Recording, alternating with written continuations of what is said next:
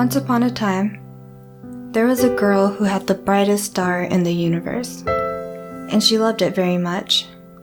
With the star, she never had to awe in the wonders of the unknown.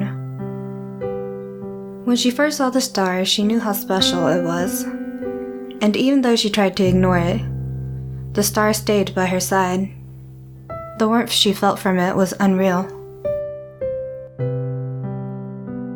But then one day, she realized that the star was not shining as brightly. So she climbed to the highest mountain, as close to the heavens as she could get. She cupped the star within her hands and began to cry. She told the star not to wait for her, because she will not wait for it. But the truth was, she was just protecting herself from abandonment.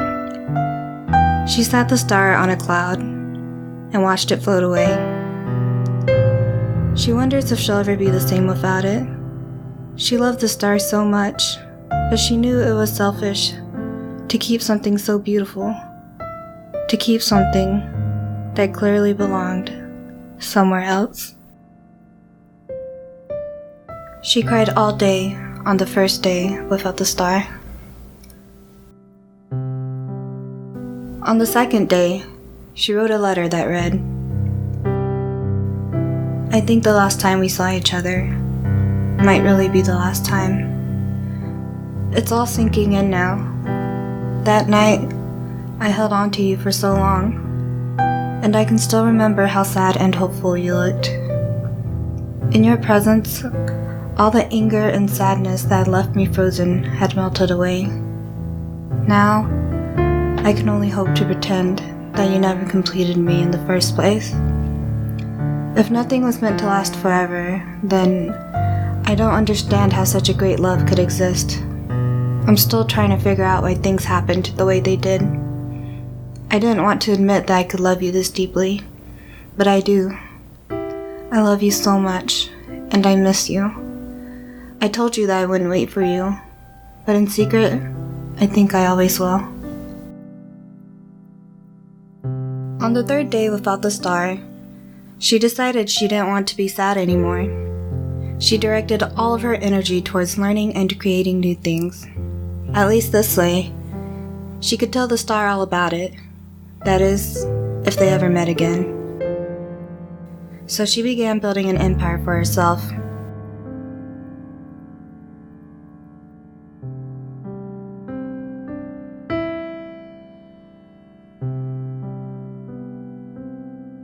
On the fourth day without the star, she thought about all the great conversations that they've had, and all the stupid things she may have said, and all the times she would tease the star.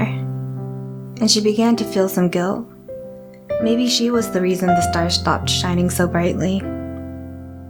She thought about all the things that may have been misunderstood, so she wrote another letter that read, "If you ever thought so, I want you to know that I don't think that I'm better than you. I don't want you to think that I've ever judged you for the things you feel you may lack or be embarrassed of. I've always loved you for who you were, completely. You don't have to be anything other than the happiest you could be. You always shine so bright for me, and I can only hope to shine just as bright for you." A few days passed by.